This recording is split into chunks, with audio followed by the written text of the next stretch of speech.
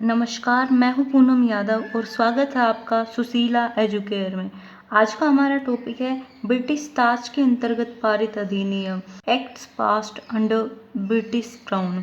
अब तक पिछले लेक्चर्स में हमने देखा जो पार्ट 1 है इसी का ही संवैधानिक विकास का ही, उसमें पार्ट 1 में हमने देखा जो ब्रिटिश ईस्ट इंडिया कंपनी है उसके अंतर्गत जो अधिनियम पारित हुए वो 1773 से लेकर और 1853 तक चार्टर्ड अधिनियम तक। रेगुलेटिंग एक्ट 1773 से लेकर और चार्टर्ड एक्ट 1853 तक। अब नेक्स्ट जो ये है पार्ट 2 उसी का ही संवैधानिक विकास का ही। इसमें हम लोग पढ़ेंगे ब्रिटिश ताज के अंतर्गत पारित अधिनियम।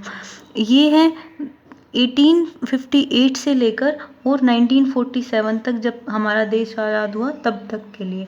तो आज के लेक्चर में हम लोग क्या क्या डिस्कस करेंगे। सबसे पहले तो जो ब्रिटिश ताज है ये क्या है, ब्रिटिश ताज के अंतर्गत पारित अधिनियम हुए तो ब्रिटिश ताज क्या है। उसके बाद ब्रिटिश ताज के अंतर्गत जो जो अधिनियम पारित है उनके बारे में हम लोग पढ़ेंगे। सबसे पहले हम लोग पढ़ेंगे भारत शासन अधिनियम government of India act 1858।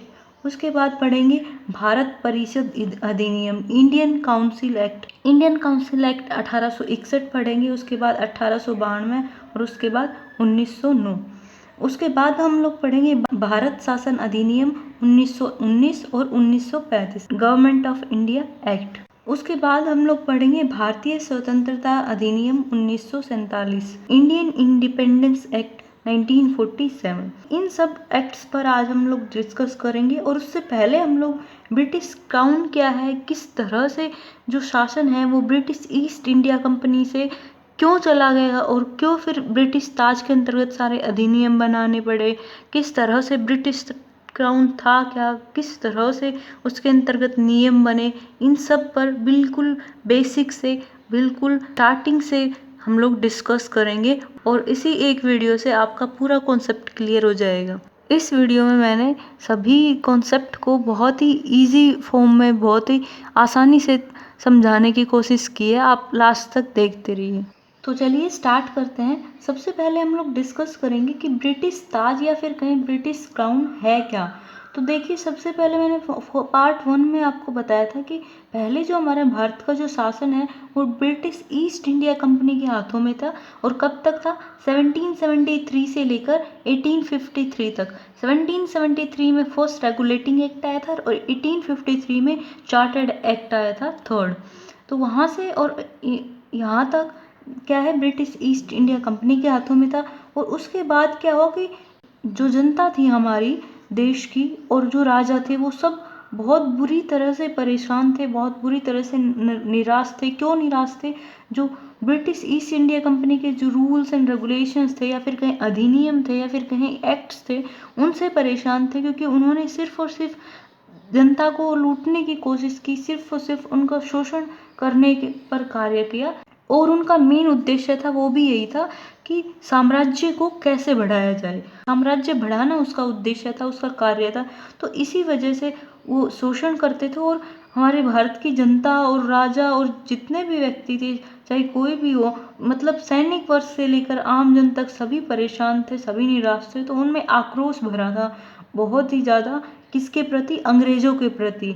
British east India company ने जो ब्रिटिश ऑफिसर्स हैं वो उनके और भारतीयों के प्रति है जो भेदभाव किया था उससे भी काफ़ी आक्रोश भरा था, जनता में भी, राजाओं में भी और सैनिक वर्ग में भी, आम जन में, सभी में बहुत ज़्यादा आक्रोश था, बहुत ज़्यादा परेशान थे, बहुत ज़्यादा गुस्सा था। इन सब भेदभावों से लेकर जो उनका साम्राज्य बढ़ाने की जो नीति थी उनसे को लेकर, उनके रूल्स और रेगुलेशंस या फिर कहीं अधिनियम थे उन सब को लेकर, इन सब को लेकर वो बहुत ही परेशान थे। तो इसी वजह से 1857 की क्रांति हुई। और 1857 की क्रांति के अन्य कारण भी थे, जैसे कि राजनीतिक, सैन्य, धार्मिक, क्योंकि धर्म के आधार पर भी वो भेदभाव करते थे, सामाजिक और भी काफ़ी कारण थे 1857 की क्रांति के। तो 1857 की क्रांति हुई और उसमें जो सैनिक वर्ग से उससे लेकर और जो आम जनता थी वहाँ तक सबने अंग्रेजों के खिलाफ आक्रोश था, अंग्रेजों के खिलाफ गुस्सा था। तो जो 1857 की क्रांति हुई उसके बाद क्या हुआ कि जो भारत का जो शासन है वो ब्रिटिश क्राउन ने क्या किया, company British east India company ने क्या काम किया कि इसके हाथों से ले लिया और जो शासन है वो सीधा ब्रिटिश क्राउन के हाथों में चला गया। मतलब ब्रिटिश ताज सीधा डायरेक्ट रूप से जो है शासन करने लगी। क्यों करने लगी? क्योंकि 1857 की क्रांति हुई, उसमें विरोध किया in British east India company का, और विरोध की वजह से जो है शासन, भारत का शासन है वो कंपनी के हाथों से ले लिया गया और ब्रिटिश क्राउन के हाथों में चला गया। जैसे ही शासन ब्रिटिश क्राउन या फिर हम लोग कहें ब्रिटिश ताज के अंतर्गत गया, तो जो शासन है वो सारा का सारा ब्रिटिश ताज, मतलब ब्रिटेन में क्या है, अब भी महारानी है और तब भी महारानी थी, तब भी वहाँ पर रानी ही थी। तो वहाँ की जो हमारा जो शासन है, हमारे ऊपर जो राज है, जो शासन करने लगे डायरेक्ट रूप से, जो वहाँ की महारानी थी, वहाँ की क्वीन थी, उसके अंतर्गत आ गया हमारा भारत का शासन। और पहले क्या था कि कर तो ब्रिटेन ही रहा था, लेकिन वो क्या है, इनडायरेक्ट रूप से वो ब्रिटिश ईस्ट इंडिया कंपनी के थ्रू कर रहा था, लेकिन अब डायरेक्ट रूप से ब्रिटिश क्राउन के अंतर्गत हमारा जो शासन है वो आगे वो शासन करने लगे। तो जो भी एक्ट्स हैं या फिर हम कहें अधिनियम है, जो भी बनते थे वो सारे के सारे वहाँ की महारानी थी ब्रिटेन की, उसी के अकॉर्डिंग बनते थे। वो जैसा चाहती थी वैसा ही हमारे देश में सारे रूल्स एंड रेगुलेशंस या फिर अधिनियम के ये सारे बनते थे। तो जो ब्रिटेन की सरकार है या फिर हम लोग के ब्रिटिश संसद है, वो प्रत्यक्ष रूप से, वो डायरेक्ट रूप से हमारे ऊपर शासन कहे या फिर राज करने लगी थी भारत पर। और पहले क्या था, पहले ब्रिटिश ईस्ट इंडिया कंपनी के द्वारा चलाया जा रहा था। जैसे एग्जाम्पल के लिए मान लीजिए कोई भी कंपनी है या फिर कोई भी संस्था है, तो जो उसका हेड है, वो हेड अगर बहुत ही ज़्यादा हार्ड हुआ, उसका बिहेवियर बहुत ही ज़्यादा सख्त हुआ, जो कंपनी के रूल्स एंड रेगुलेशंस है, ये बिल्कुल आसान सी बात है समझने वाली कि उसके रूल्स एंड रेगुलेशंस है वो भी हार्ड रहेंगे। वो बिहेव करेगा वहाँ के कर्मचारियों से, वहाँ के एम्प्लॉयज़ से, वो भी बहुत ही सख्ती के साथ करेगा। अगर कंपनी का हेड सख्त है तो सारी चीज़ें सख्त होती जाएंगी। वहीं अगर कंपनी या कोई भी संस्था है, उसके जो हेड है वो बहुत ही शांत स्वभाव का है, बहुत ही नरम है, तो उससे क्या होगा कि जो रूल्स एंड रेगुलेशंस है उसमें भी दयालुतापूर्ण जो रूल्स रेगुलेशंस और नरम जो सॉफ्ट है वो आएंगे। तो इस तरह से हम देख सकते हैं कि जैसा उसका हेड होगा वैसा ही रूल्स रेगुलेशंस आएंगे। इसी तरह से जो भारत का हेड है या फिर हम कहें भारत का शासन है, वो ब्रिटिश ताज के अंतर्गत था। तो जो ब्रिटिश ताज के अंतर्गत था, तो इसीलिए जो ब्रिटेन में जो भी रूल्स और जो भी रेगुलेशंस होंगे वैसे ही भारत में होंगे, क्योंकि जो वहाँ का हेड है वो ही हमारे देश का, और तो वहाँ के जैसे रूल्स रेगुलेशंस होंगे तो वैसे ही हमारे होंगे। तो इसीलिए आज भी प्रेजेंट में भी हम लोग देखें तो हमारी जो संसदीय शासन प्रणाली है वो ब्रिटेन से ली गई, और जैसे ब्रिटेन में संसदीय शासन प्रणाली है वैसी ही भारत में है आज भी। और ये कई बार क्वेश्चन भी आ चुका है और आ भी जाता है कि जो हमारी संसदीय शासन प्रणाली है वो कहाँ से ली गई है, वो ब्रिटेन से ली गई है, और कैसी है, वो ब्रिटेन जैसी है जैसी ब्रिटेन में है। देखिए, ब्रिटिश क्राउन या फिर ब्रिटिश ताज कहें, वो तो आपको समझ आ चुका होगा कि होता क्या है या फिर क्या है। इसके बाद हम लोग देखेंगे कि जो ब्रिटिश ताज है उसके अंतर्गत जो भी अधिनियम पारित हुए, जो भी एक्ट पास हुए, वो सब हम लोग पढ़ेंगे। तो जो फर्स्ट जो एक्ट पारित हुआ था वो है भारत शासन अधिनियम 1858, गवर्नमेंट ऑफ इंडिया एक्ट 1858। तो इसके अंतर्गत क्या क्या प्रावधान किए गए, भारत शासन अधिनियम 1858 के अंतर्गत क्या क्या प्रावधान किए, वो सब अब हम डिस्कस करेंगे। तो जो फर्स्ट है वो तो यही है कि जो कोर्ट ऑफ डायरेक्टर्स है और जो बोर्ड ऑफ कंट्रोल है, ये दोनों समाप्त कर दी गई। कोर्ट ऑफ डायरेक्टर्स था, ये था व्यापारिक मामलों के लिए, और बोर्ड ऑफ कंट्रोल था, ये था राजनीतिक मामलों के लिए। तो इन दोनों को क्या किया है, समाप्त कर दिया गया। और ये बनाए कब गए थे, ये पिट्स इंडिया एक्ट 1784 के द्वारा बनाए गए थे, जब ब्रिटिश ईस्ट इंडिया कंपनी का शासन था, और गवर्नमेंट ऑफ इंडिया एक्ट 1858 के थ्रू इनको समाप्त कर दिया गया है। इन दोनों को तो समाप्त कर दिया गया, लेकिन जो इनके अधिकार है वो ब्रिटिश मंत्रिमंडल के जो सदस्य हैं उनको सौंपे गए। और इसके बाद क्या हुआ कि अधिकार सौंपने के बाद जो नया पद है उस सदस्य को, जो ब्रिटिश मंत्रिमंडल का जो सदस्य था उसको सौंपे गए, और जो सदस्य था उसको क्या बनाया गया, वो भारत का राज्य सचिव कहलाया गया, secretary of state for India. और इसको क्या है, कोर्ट ऑफ डायरेक्टर्स के और बोर्ड ऑफ कंट्रोल के क्या किए गए, इनको अधिकार सौंपे गए। इस तरह से हम लोग देख सकते हैं कि जो कोड ऑफ डायरेक्टर्स और बोर्ड ऑफ कंट्रोल है, इन दोनों को समाप्त करके और एक नया पद बनाया गया, वो है भारत का राज्य सचिव, secretary of state for India. तो जो भारत का राज्य सचिव है, ये एक नया पद बनाया गया। तो इसके अंतर्गत क्या हुआ कि जो भारत का राज्य सचिव है, इसकी सहायता के लिए 15 सदस्यों की एक भारत परिषद बनाई गई, उसका गठन किया गया। और जो इन 15 सदस्यों का जो वेतन है, वो भारत के राजस्व से, मतलब भारत के खजाने से दिया जाता था। ये प्रावधान किया गया किसमें, भारत शासन अधिनियम 1858 के अंतर्गत। उसमें क्या हुआ, इसके अंतर्गत क्या हुआ कि जो ब्रिटिश संसद है, उसका सीधा जो डायरेक्ट कंट्रोल है वो हो गया था, और जो मुगल सम्राट का पद है उसको समाप्त कर दिया गया। तो देखिए कितना बड़ा जो यहाँ से प्रावधान किया गया। जो हमारे देश का जो सम्राट थे, जो मुगल सम्राट था, उनका जो पद था वो ही समाप्त कर दिया गया। उसके बाद क्या हुआ कि जो भारत की गवर्नर जनरल है, उसको क्या किया गया, उसको वायसराय की उपाधि दी गई। और जो हमारा भारत का प्रथम वायसराय था वो था लॉर्ड कैनिंग। ये लॉर्ड कैनिंग है, ये भारत का प्रथम वायसराय था। ये कई बार क्वेश्चन आता है और काफ़ी इंपॉर्टेंट है कि भारत का प्रथम वायसराय कौन था, तो ये लॉर्ड कैनिंग था। इसके बाद क्या किया गया है, जो गवर्नर जनरल है उसको the viceroy of India, the viceroy of India का पदनाम दिया गया, उसका पदनाम दिया गया। और जो वायसराय है वो हर वर्ष, उसका क्या काम था, जो भारत की नैतिक और जो आर्थिक प्रगति है उसकी प्रोग्रेस की जो रिपोर्ट है वो ब्रिटिश संसद के सामने प्रस्तुत करता था, उसके सामने प्रेजेंट करता था हर वर्ष, हर साल। कौन, वायसराय। तो इसका यह कार्य था। फिर उसके बाद जो नेक्स्ट जो परिषद अधिनियम आया वो है भारत परिषद अधिनियम 1861, Indian council act 1861। Indian council act 1861 है, ये काफ़ी इम्पोर्टेंट था। क्यों था, भारतीय संविधान के इतिहास में उसको विकास करने में काफ़ी इम्पोर्टेंट था। क्यों था, क्योंकि एक तो इससे मंत्रिमंडलीय जो व्यवस्था है उसकी नींव रखी गई। और क्या है, 1862 में जो लॉर्ड कैनिंग है उसने 3 भारतीयों को क्या काम किया कि भारतीय विधान परिषद में मनोनीत किया, उनमें नॉमिनेट किया। वो 3 भारतीय कौन कौन से थे, फर्स्ट तो है बनारस के राजा, दूसरे पटियाला के महाराजा, और तीसरा था सर दिनकर राव। तो इस तरह से 1861 का जो अधिनियम है उसमें लॉर्ड कैनिंग ने 3 भारतीयों को क्या किया, विधान परिषद में मनोनीत किया। उनमें 3 में कौन कौन से थे, तो फर्स्ट था बनारस के राजा, सेकंड था पटियाला के महाराजा, और थर्ड था सर दिनकर राव। और इसके बाद क्या हुआ है, जो वायसराय है, वहाँ जो वायसराय था भारत का, उसको विधानसभा में भारतीयों के नाम निर्दिष्ट करने की शक्ति प्रदान की गई।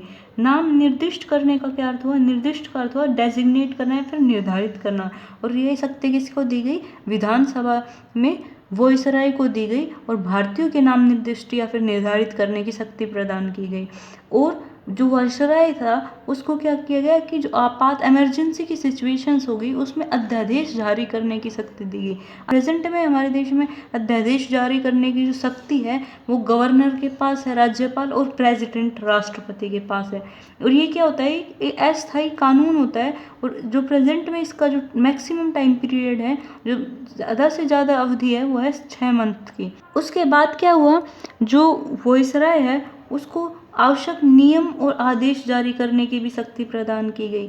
और जो लॉर्ड कैनिंग है उसने भारतीय शासन में पहली बार समविभागीय प्रणाली की स्टार्टिंग की शुरुआत की। समविभागीय प्रणाली का अर्थ हुआ पोर्टफोलियो सिस्टम। पोर्टफोलियो सिस्टम क्या होता है, इसमें क्या होता है कि जो मंत्रालय है, मंत्रालय बांट दिए गए, जैसे कि वित्त मंत्रालय हो गया या फिर रक्षा मंत्रालय हो गया, मतलब उसमें क्या होता है, मिनिस्ट्री बांट दी गई, मिनिस्ट्री, होम मिनिस्ट्री या फिर डिफेंस मिनिस्ट्री, इस तरह से रेलवे, इस तरह से मिनिस्ट्री बांट दी गई। तो इसकी जो शुरुआत है वो सबसे पहले कब हुई थी, वो लॉर्ड कैनिंग ने करी थी भारतीय शासन में समविभागीय प्रणाली की। तो ये काफ़ी इंपॉर्टेंट है, कई बार क्वेश्चन आ जाता है कि समविभागीय प्रणाली की शुरुआत कब हुई, तो ये भारत परिषद अधिनियम 1861 के द्वारा हुई। और किसके द्वारा की गई, तो ये लॉर्ड कैनिंग ने की।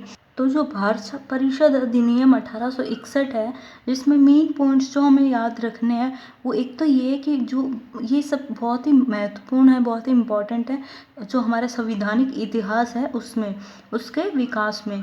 और इसमें क्या हुआ कि भारत में सरकार, भारतीय सरकार में मंत्रिमंडलीय व्यवस्था की नींव रखी गई। उसके बाद क्या हुआ इसमें कि लॉर्ड कैनिंग है, उसने 1862 में 3 भारतीयों को विधान परिषद में नॉमिनेट किया, मनोनीत किया। और वो 3 भारतीय कौन कौन से थे? एक तो बनारस के राजा थे, दूसरे पटियाला के महाराजा थे और तीसरे सर दिनकर राव थे। और क्या हुआ कि वॉइसराय है उसको विधानसभा में भारतीयों के नाम निर्धारित करने की शक्ति दी गई, डेजिग्नेट करने की शक्ति दी गई या फिर कहीं निर्दिष्ट करने की शक्ति दी गई। और उसको वॉइसराय को जो आपात स्थिति है, इमरजेंसी सिचुएशंस है, उसमें अध्यादेश जारी करने की शक्ति या फिर अधिकार दिया गया। इसके अलावा जो वॉइसराय है उसको नियम और आदेश जारी करने की शक्ति दी गई। और लॉर्ड कैनिंग है उसने पहली बार भारत में जो भारत का शासन है उसमें संविभागीय प्रणाली या फिर कहीं पोर्टफोलियो सिस्टम की शुरुआत करी। इसके अलावा क्या हुआ, भारत परिषद अधिनियम 1861 में जो बम्बई और जो मद्रास प्रेसिडेंसी है इन दोनों को कानून बनाने की शक्ति दी गई, मतलब कि शक्तियों का बंटवारा किया गया। और जब शक्तियों का बंटवारा किया जाता है तो वहीं से विकेंद्रीकरण व्यवस्था की शुरुआत हो गई। और जो अगर शक्तियाँ एक ही हाथ में होती है तो केंद्रीकरण होता है। विकेंद्रीकरण मतलब पावर्स को बांट देना। तो विकेंद्रीकरण की शुरुआत हुई कब? भारत शासन अधिनियम 1861 के द्वारा। उसके बाद जो नेक्स्ट जो अधिनियम आता है वो है भारत परिषद अधिनियम 1892, इंडियन काउंसिल एक्ट 1892।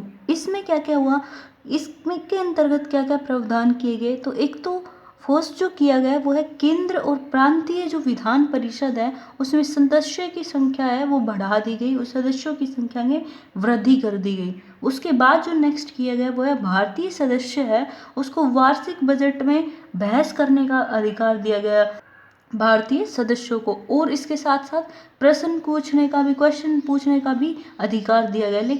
लेकिन भारतीय सदस्यों को बजट पर बहस करने का और सरकार से प्रश्न पूछने का अधिकार तो दिया गया, लेकिन उन प्रश्न को एक्सेप्ट करे या ना करे, स्वीकार करे या ना करे, इसका जो अधिकार है वो जो परिषद है उसके अध्यक्ष को प्राप्त था।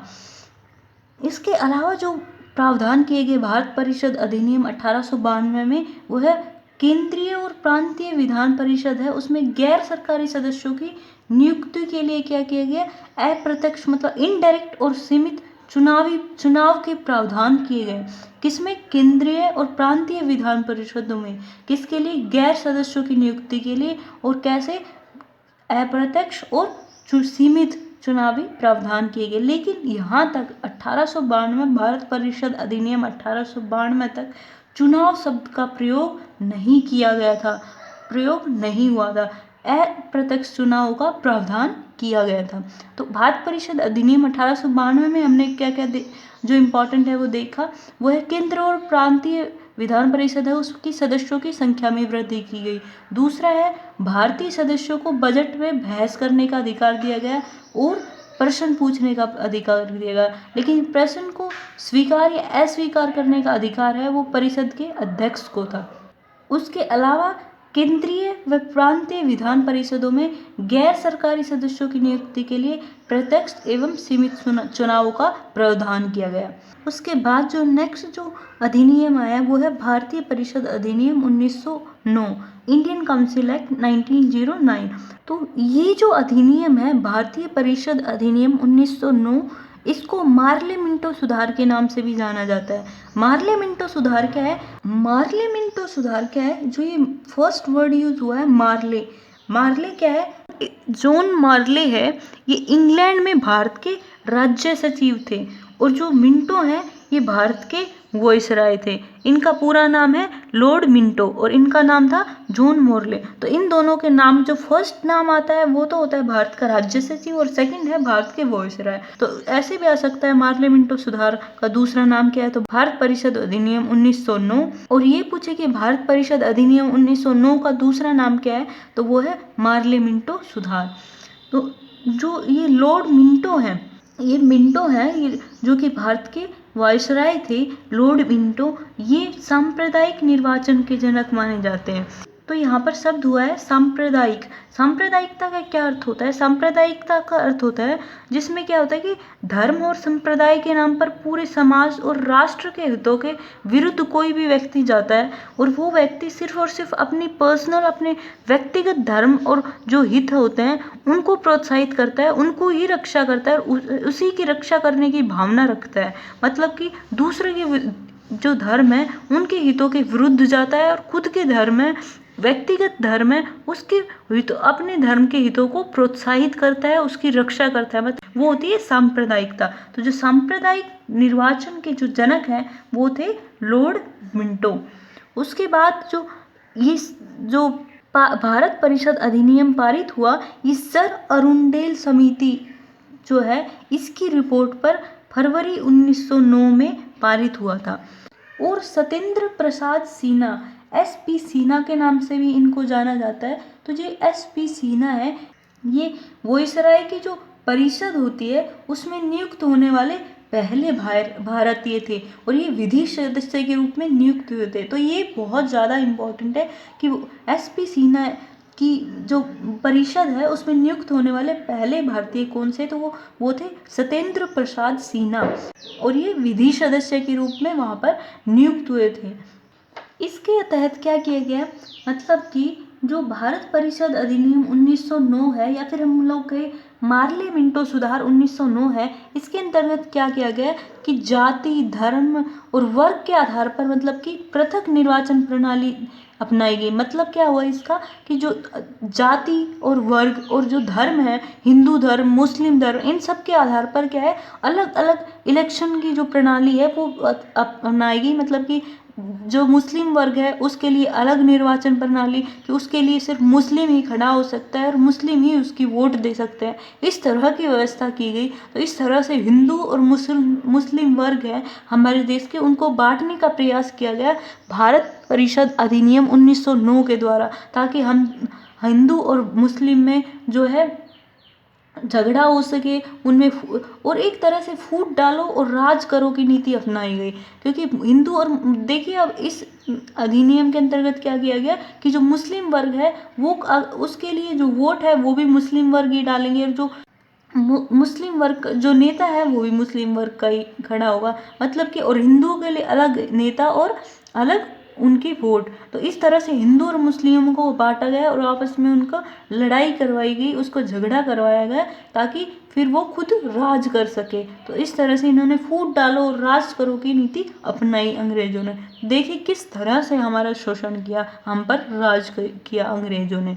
तो इस अधिनियम में भारत परिषद अधिनियम 1909 में हमने देखा जो मेन इम्पॉर्टेंट है वो है भारत परिषद अधिनियम को मार्ले मिंटो सुधार के नाम से भी जाना जाता है। भारत परिषद अधिनियम 1909 फरवरी में पारित हुआ और किसकी रिपोर्ट पर पारित हुआ? सर अरुंडेल समिति की रिपोर्ट पर पारित हुआ। और सत्येंद्र प्रसाद सिन्हा है वो वायसराय की जो परिषद है उसमें नियुक्त होने वाले प्रथम भारतीय थे और भारतीय सदस्य तो थे ही, और ये कौन से सदस्य थे? ये विधि सदस्य थे। उसके बाद हमने देखा कि इन्होंने फूट डालो और राज करो की नीति अपनाई। मतलब कि धर्म के आधार पर और क्या किया इन्होंने, जाति के आधार पर पृथक अलग अलग निर्वाचन की प्रणालियां अपनाई। मुस्लिम वर्ग के लिए अलग पृथक निर्वाचन व्यवस्था की गई। इसके बाद जो नेक्स्ट एक्ट आया वो है भारत शासन अधिनियम 1919, गवर्नमेंट ऑफ इंडिया एक्ट 1919। तो इसमें क्या हुआ, इस जो अधिनियम है उसको मॉन्टेग्यू चेम्सफोर्ड सुधार नाम से भी जाना जाता है। मॉन्टेग्यू चेम्सफोर्ड सुधार का मतलब क्या है? यहाँ पे जो मॉन्टेग्यू है ये क्या है, ये मैं पहले ही बता दूं, फर्स्ट नाम है वो तो क्या होता है भारत के राज्य सचिव के लिए प्रयोग होता है। चेम्सफोर्ड है ये भारत के वायसराय थे उस टाइम पे, इसीलिए इसको मॉन्टेग्यू चेम्सफोर्ड सुधार के नाम से भी जाना जाता है। किसको? भारत शासन अधिनियम 1919 को। इसके अंतर्गत जो प्रमुख प्रावधान किए गए वो है, एक तो केंद्र में द्विसदनात्मक विधायिका की स्थापना, बाई कैमरल द्विसदनात्मक क्या अर्थ हुआ कि दो सदन हो गए। जैसे हमारे भारत में अभी भी जो अगर केंद्र में देखें तो द्विसदनात्मक ही विधायिका है, दो सदन है, राज्यसभा और लोकसभा। और राज्य है हमारे देश के उनमें लगभग में ज़्यादातर में क्या है एक सदनात्मक है, जैसे कि हरियाणा हो गया एक सदनात्मक है। तो इसमें जो प्रावधान किया गया वो है भारत शासन अधिनियम 1919 में द्विसदनात्मक बाईकैमरल विधायिका की स्थापना की गई। और दो सदन कौन कौन से थे, एक तो था राज्य परिषद और दूसरा था केंद्रीय विधानसभा। और दूसरा जो प्रावधान किए गए वो है प्रत्यक्ष निर्वाचन की व्यवस्था की गई, डायरेक्ट रूप से इलेक्शन की व्यवस्था की गई। और इसके अंतर्गत क्या गया, प्रांतों में द्वैध शासन प्रणाली का आरंभ किया गया। और देखिए इसमें जो इम्पोर्टेंट है, कई बार क्वेश्चन आ जाता है प्रांतों में अगर देखेंगे द्वैध शासन प्रणाली का प्रारंभ तो ये तो है भारत शासन अधिनियम 1919, गवर्नमेंट ऑफ इंडिया एक्ट 1919। लेकिन केंद्र में अगर देखेंगे हम द्वैध शासन प्रणाली का तो वो है गवर्नमेंट ऑफ इंडिया भारत शासन अधिनियम 1935। तो देखिए शब्द सिर्फ एक ही फर्क हो रहा है, यहाँ पे प्रांत और यहाँ पे केंद्र। लेकिन अगर आपने ध्यान से क्वेश्चन को नहीं पढ़ा तो क्वेश्चन गलत हो जाएगा। प्रांतों में द्वैध शासन की प्रणाली प्रारंभ हुई भारत शासन अधिनियम 1919 के द्वारा, और केंद्र में प्रारंभ हुई भारत शासन अधिनियम 1935 के द्वारा। और द्वैध का मतलब क्या है, जो शक्तियों का बंटवारा है वो दो हाथों में दे दिया जाता है, दो लोगों के हाथों में दे दिया जाता है, उसका अर्थ हुआ दो। तो दो शासन प्रणाली मतलब जो शक्तियां हैं वो दो लोगों के हाथों में दे दिया जाता है। और क्या हुआ भारत शासन अधिनियम 1919 में, इसमें क्या हुआ कि पहली बार महिलाओं को जो है मत देने का अधिकार, जो वोटिंग का अधिकार है, इससे पहले भारत में जो महिलाएं हैं उनको वोट देने का अधिकार नहीं था। लेकिन भारत शासन अधिनियम 1919 के बाद पहली बार भारत में महिलाओं को वोट देने का अधिकार दिया गया। और प्रांतीय विषयों को दो भागों में बांट दिया गया, एक तो थे हस्तांतरित विषय और दूसरे थे आरक्षित विषय। हस्तांतरित विषय कौन से हैं और आरक्षित विषय कौन से हैं वो अब हम लोग देखते हैं। तो देखिए हस्तांतरित विषय या फिर कहें हम लोग ट्रांसफर्ड सब्जेक्ट, ये कौन सा सब्जेक्ट है, इसमें जो निर्णय है वो गवर्नर के द्वारा लिए जाते थे। और जो गवर्नर है वो विधायिका के प्रति उत्तरदायी था। तो जो निर्णय है वो गवर्नर के लिए द्वारा लिए जाते थे और विधायिका के प्रति उत्तरदायी होता था कौन, गवर्नर। तो वो होते हस्तांतरित विषय। और इसमें कौन कौन से सब्जेक्ट शामिल थे, वो थे शिक्षा, पुस्तकालय, स्थानीय स्वायत्त शासन, चिकित्सा सहायता, सार्वजनिक निर्माण विभाग, उद्योग, सार्वजनिक मनोरंजन पर नियंत्रण, ये सब विषय हैं, ये इसमें शामिल थे। उसके बाद जो सेकंड जो सब्जेक्ट आता है वो है आरक्षित विषय, रिजर्व्ड सब्जेक्ट। तो ये कौन से विषय है, इसमें क्या है, निर्णय तो इसमें भी गवर्नर ही लेगा लेकिन वो उत्तरदायी नहीं था विधायिका के प्रति, मतलब उसको आंसर नहीं देना पड़ता था विधायिका को। तो इसके अंतर्गत क्या क्या हुआ, एक तो लोक सेवा आयोग का गठन किया गया इसके अंतर्गत। और क्या किया गया, सांप्रदायिक आधार पर सिखों, ईसाइयों, आंग्ल भारतीय और यूरोपियों के लिए पृथक जो इलेक्शन का जो पृथक जो सिद्धांत है उसको और ज़्यादा विस्तारित किया गया। देखिए उसमें क्या है, भारत परिषद अधिनियम 1909 में क्या किया गया, इसमें क्या किया, पृथक जो इसमें ईसाइयों के लिए, सिखों, इन सब में क्या किया गया, इसके लिए पृथक व्यवस्था की गई थी निर्वाचन की। उसमें क्या किया गया और विस्तार किया गया, उसमें सिर्फ मुस्लिम वर्ग वगैरह के लिए था पृथक निर्वाचन व्यवस्था, इसमें सिख, ईसाई, आंग्ल भारतीय, इस तरह से अलग अलग व्यक्तियों के लिए अलग अलग निर्वाचन व्यवस्था की गई, अलग व्यक्ति। तो इस तरह से इन्होंने धर्म के आधार पर, संप्रदाय के आधार पर हमें बांटना शुरू कर दिया और राज करना शुरू कर दिया। उसके बाद क्या किया गया, इसे पहली बार केंद्रीय बजट को राज्य बजट से अलग कर दिया गया। किसके अंतर्गत, भारत शासन अधिनियम 1919 के अंतर्गत।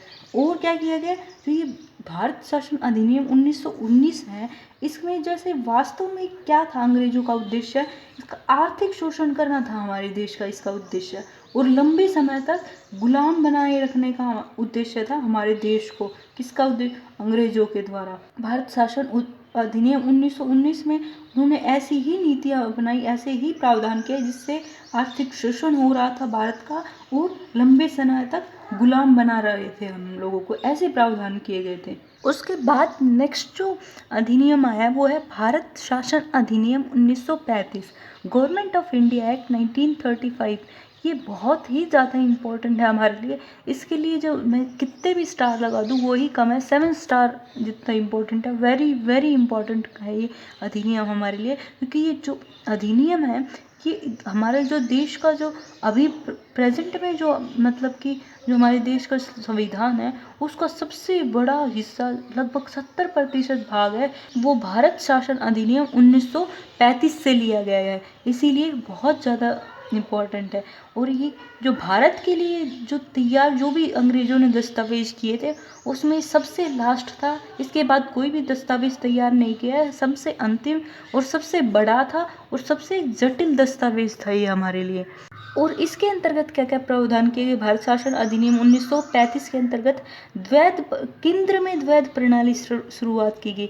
देखिए मैंने पहले भी बता दिया, प्रांत में जो द्वैध शासन प्रणाली है वो कब शुरुआत की गई? वो की गई भारत शासन अधिनियम 1919 के द्वारा।